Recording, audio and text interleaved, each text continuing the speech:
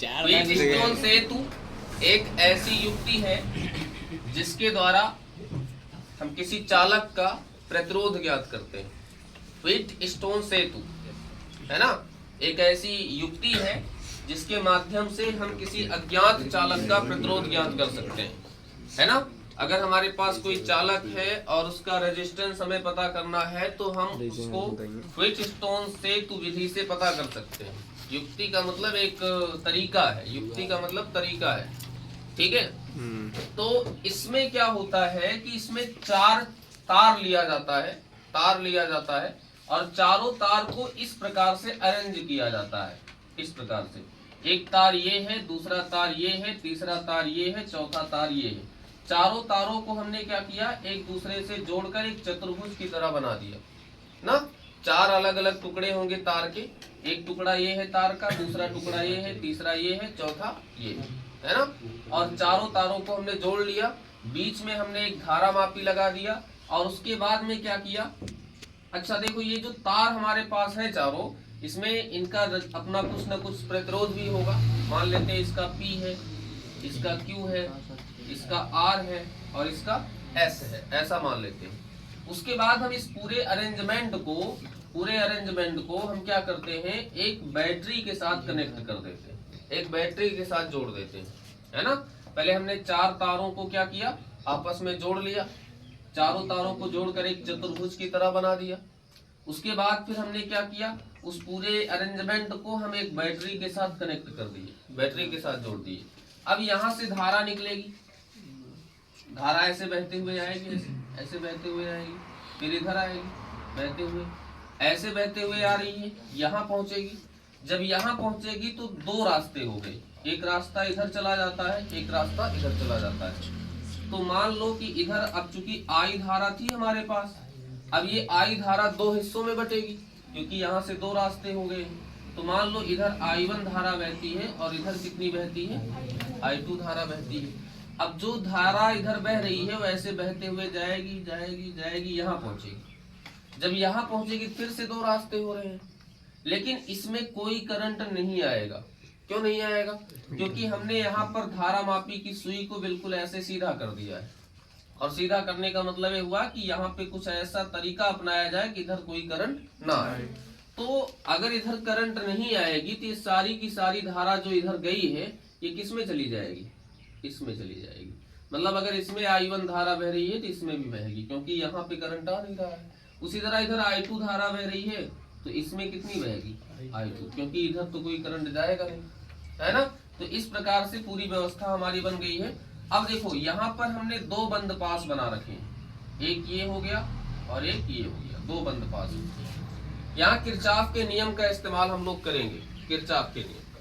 इसका तुम चाहो तो नाम दे दो A, B, C और D। यहाँ पर लिखेंगे बंद पास 1 में, बंद पास 1 में हम किरचॉफ का नियम लगाएंगे। किरचॉफ का नियम हमने बताया था तुम्हें, किरचॉफ के नियम से किरचॉफ का नियम लगाएंगे। इसमें हमने तुम्हें चिन्ह परिपाटी के बारे में समझाया था। चिन्ह परिपाटी के बारे में हमने बताया था कि धारा जिस तरफ बह रही हो वहां पर जो मान लिया जाता है वो किस में लिया जाता है, माइनस में। और अगर धारा विपरीत दिशा में बह रही हो तो मान किस में लिया जाता है, प्लस में। ये बातें हमने बताई थी तुम्हें चिन्ह परिपाटी में। तो इस बंद पास की बात हो रही है। अब इसमें तुम्हें इस बंद पास में एक चक्कर पूरा लगाना है। अब वो चक्कर तुम जहां से मर्जी वहां से लगाओ, एक चक्कर लगाना है इस बंद पास में। तुम जहां से चाहो वहां से लगा सकते हो, कहीं से, चाहे यहाँ से ऐसे लगा लो चक्कर, चाहे यहाँ से ऐसे लगा लो चक्कर। मतलब एक चक्कर तुमको लगाना है इस बंद पास में। अब तुम जैसे चाहो ऐसे लगा सकते हो, ठीक है, जैसे चाहो वैसे। चलो हम ऐसे ही लगाते हैं, या तुम्हारी जैसे इच्छा होगी तुम वैसे लगाना, कोई दिक्कत नहीं है। अगर हम इस तरह से चक्कर लगाएंगे तो भाई हम धारा की दिशा में जा रहे हैं। तो धारा की दिशा में जा रहे हैं तो I1 लिखा है तो क्या लिखेंगे, माइनस I1। और R का काम यहाँ कौन कर रहा है, P। यहाँ का काम हो गया। फिर आगे जाएंगे, इधर तो कोई प्रतिरोध वगैरह है नहीं, फिर इस तरफ मुड़ेंगे।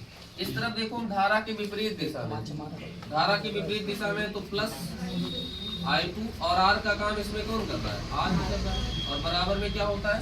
0। किरचॉफ का नियम यही तो कहता है कि किसी बंद पास के विभिन्न खंडों में बहने वाली धारा और उनके संगत प्रतिरोध का गुणनफलों का जो योगफल होता है वो हमेशा 0 के बराबर होता है, या किसी बंद पास के विभिन्न खंडों के विभवांतरों का योग 0 होता है। यही है किरचॉफ का नियम। तो किसी बंद पास, ये हमारा बंद पास है, कि विभिन्न खंड का मतलब इसमें कितने खंड हैं? 2 खंड हैं, 2 जगह रेजिस्टेंस है। तो किसी बंद पास के विभिन्न खंडों के विभवांतरों का जो योग होना चाहिए वो कितना होना चाहिए? 0। ये किरचॉफ का नियम कहता है।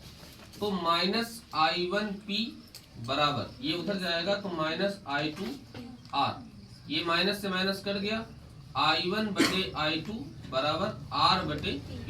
इक्वेशन फर्स्ट बनाकर छोड़ दो।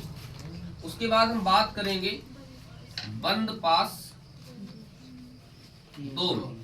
हम बंद पास 2 में बात करेंगे। सेम वही व्यवस्था यहाँ भी है। तुम्हें इस पास में एक चक्कर पूरा लगाना है, एक चक्कर।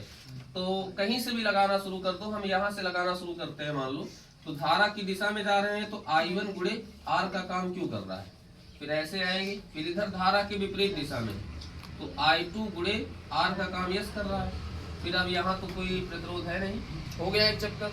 और ये बराबर किसके होगा? 0। तो -I1 गुणे Q बराबर -I2 गुणे यस, ये कट गया। तो I1 बटे I2 बराबर S बटे Q। ये हमारा इक्वेशन नंबर बन गया सेकंड। अब यहाँ लिखेंगे समीकरण 1 व 2 से। देखो दोनों समीकरणों का एक पक्ष बराबर है, और अगर 2 समीकरणों का एक पक्ष बराबर होता है तो दूसरा पक्ष अपने आप बराबर हो जाता है ना। तो एक पक्ष इनका बराबर है तो दूसरा बराबर हो जाएगा, मतलब R बटे P बराबर हो जाएगा S बटे Q। ऐसे हो जाएगा। हम S को इधर कर लें और P को उधर भेज दें तो R बटे S बराबर P बटे Q, या P बटे Q बराबर R बटे S। ये हमारा रिजल्ट निकलता है। अब इसमें अगर हमें 3 लोगों का प्रतिरोध पता रहेगा तो चौथे का प्रतिरोध आराम से बताया जा सकता है। 3 इसमें कोई भी पता रहेंगे और चौथे का बताना होगा, है ना। लेकिन ये ध्यान रहे कि ये संतुलन की स्थिति में है। संतुलन की स्थिति तब बनती है जब इसकी धारा मापी में कोई भी धारा प्रवाहित नहीं होती, मतलब इधर कोई भी करंट नहीं आता, तभी संतुलन की स्थिति होती है और तभी ये रिजल्ट बनता है ना। P बटे Q बराबर R बटे S।